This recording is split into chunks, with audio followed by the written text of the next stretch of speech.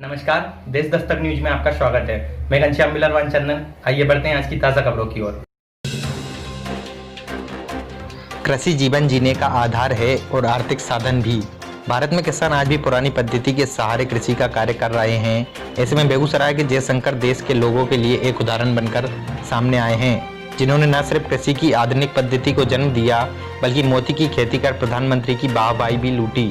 बेगूसराय के सुदूर गांव के रहने वाले जयशंकर ने सरकारी नौकरी को दरकिनार कर कृषि में अपना हाथ आजमाया और आज वो देश के दूसरे किसानों के लिए उदाहरण बन गए हैं। जयशंकर रविवार को उस वक्त देश के लोगों के बीच सुर्खिये में आए जब मन की बात में देश के प्रधानमंत्री ने उनका काम की जमकर तारीफ करते हुए बदलते बिहार का उदाहरण बताया। कैसे छूटेगा इससे? इसको कट करके छूटेगी। प्रोसेसिंग मेरा काम नहीं है। मैं आपको मोती उत्पादन करता हूँ। प्रोसेसिंग फिनिशिंग तो मार्केट का काम है। ये रॉ मटेरियल है। अच्छा। आप देखिए, इसमें एक गोल दाना डाला गया था। ये कृष्ण,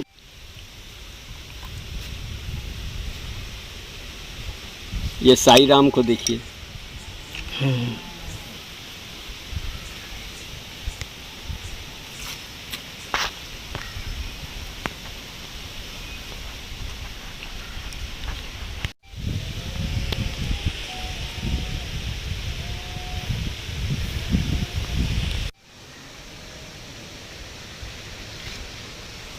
हाँ, अब एक चीज़ और समझ लीजिए।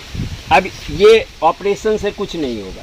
अब इसे अगर 9 महीना तक ये जीवित रहा, 9 महीने के बाद अगर मरा, तभी हमको कोई मोती मिलेगा। अन्यथा उस पर कम स्राव होने के कारण वो आपको हाथ से हटाएंगे तो हट जाएगा। जैसे कि अभी आपने देखा कि एक सीप मरा हुआ था, वो भी ऑपरेटेड था, लेकिन उसमें देखिए जो डाई डाला था वो आसानी से निकल गया।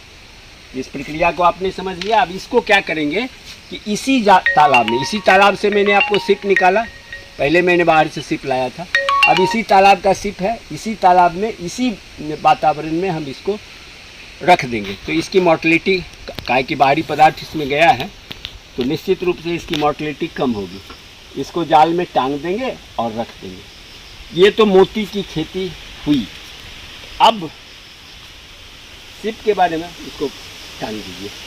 तो जिंदा सिप का पहला काम है प्रकृति के का कि ये पानी को शुद्ध करेगा, लेकिन जहर को शुद्ध नहीं करेगा, क्योंकि आप केमिकल वेस्टेज आप देखते होगा कि बचपन में आपको ये काफ़ी मिलता होगा, लेकिन अब ताल तलैये में काफ़ी कम मिलते हैं।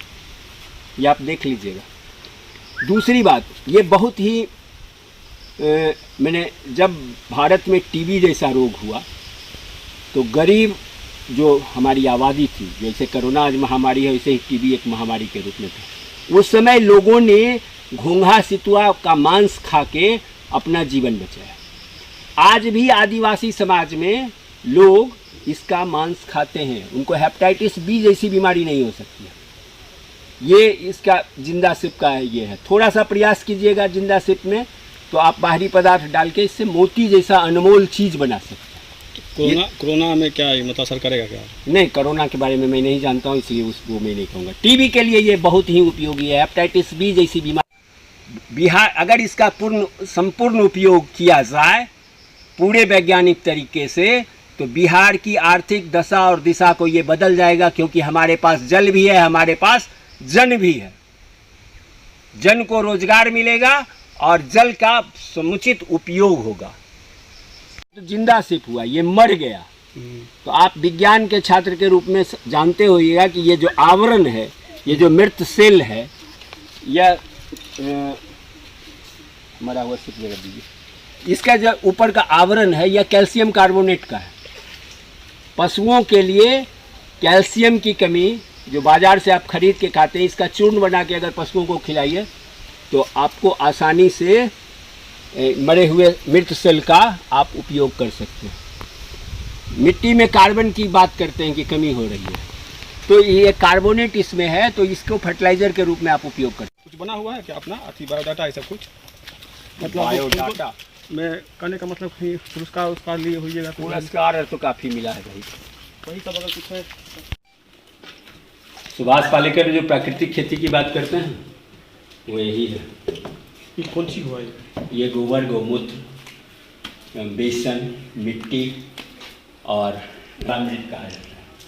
और अगर ये इसका उपयोग आप अपने खेतों में करें तो आपके पौधे को